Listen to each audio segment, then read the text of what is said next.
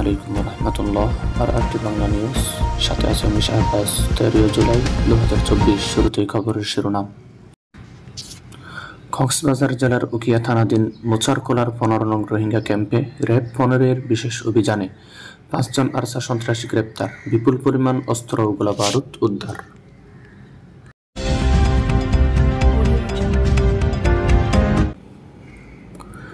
রোহিঙ্গা ক্যাম্পের বিভিন্ন সন্ত্রাসী গোষ্ঠী, বিশেষ করে আরসা ক্যাম্পে আধিপত্য বিস্তারকে কেন্দ্র করে আতঙ্ক সৃষ্টি, হামলা, খুন, অপহরণ, ডাকাতি, চাঁদাবাজি সহ বিভিন্ন ধরনের সন্ত্রাসী কর্মকাণ্ড পরিচালনা করে থাকে। সম্প্রতি মোচারকোলা, উংচিপ্রাং রোহিঙ্গা ক্যাম্প সংলগ্ন এলাকাগুলোতে অপহরণের মাত্রা বেড়ে যায়। তাছাড়া বিভিন্ন ক্যাম্পে হত্যাকাণ্ডের সংখ্যাও বাড়তে থাকে, ফলে ক্যাম্পসমূহে গোয়েন্দা নজরদারি বৃদ্ধি করা হয়।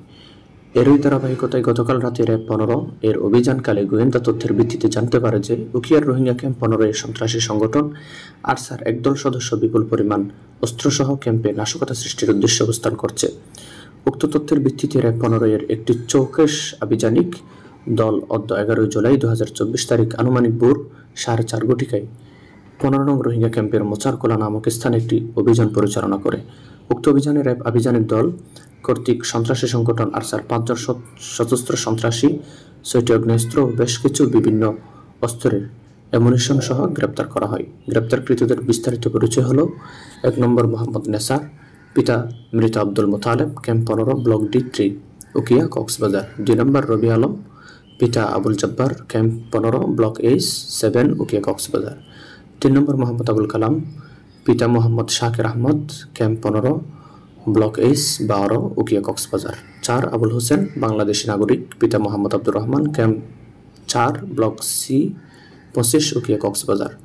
5 নম্বর মোহাম্মদ আইয়ুব, পিতা Bashar, camp 15, block H5, Ukhia, Cox's Bazar.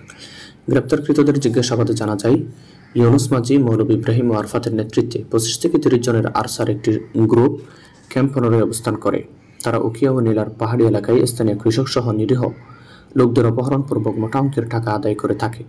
যে সকল স্থানীয় কৃষক পাহাড়ি এলাকায় কৃষিক্ষেত্রে কাজ করতে বা গরু চড়াতে অথবা বনে কাঠ সংগ্রহ করতে যায়, এই সন্ত্রাসী গোষ্ঠীর সুযোগ বুঝে সকল নিরীহ কৃষকের অস্ত্রের মুখে অপহরণ করে গহীন পাহাড়ে নিয়ে যায়, অমানবিক নির্যাতন করে এবং নির্যাতনের ভিডিও ভিকটিমের চিৎকার তার পরিবারের সদস্যদের ফোনের মাধ্যমে শুনিয়ে মুক্তিপণে টাকা আদায় করে থাকে।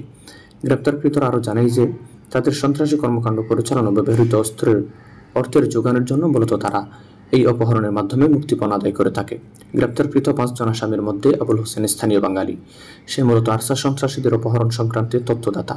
কোন কৃষকের আর্থিক সামর্থ্য রয়েছে, কাকে অপহরণ করতে হবে, মুক্তিপণ কার কাছে পাওয়া সম্ভব রয়েছে, এই সংক্রান্তে তথ্য আরসা সন্ত্রাসীর নিকট প্রদান করত। তাছাড়া টেকনাফ, মহেশখালী সহ অন্যান্য জায়গা থেকে লোকাল অস্ত্র সংগ্রহে সে আরসা সদস্যদের সহযোগিতা করত বলে জানা যায়। উল্লেখ্য যে অভিযান পরিচালনাকালে আভিযানিক দল উক্ত আরসা সন্ত্রাসীদের আস্তানার নিকট পৌঁছা মাত্রই র্যাবের উপস্থিতি টের পেয়ে আরসা সন্ত্রাসীরা আভিযানিক দলের উদ্দেশ্যে গুলিবর্ষণ করতে থাকে। ফলে র্যাবের একজন সদস্য গুলিবিদ্ধ হয়ে আহত হয়। বর্তমানে সে রামু CMH চিকিৎসাধীন রয়েছে। গ্রেপ্তারকৃত আসামিদের বিরুদ্ধে আইনানুগ ব্যবস্থা প্রক্রিয়াধীন। আসসালামু আলাইকুম রহমতুল্লাহ।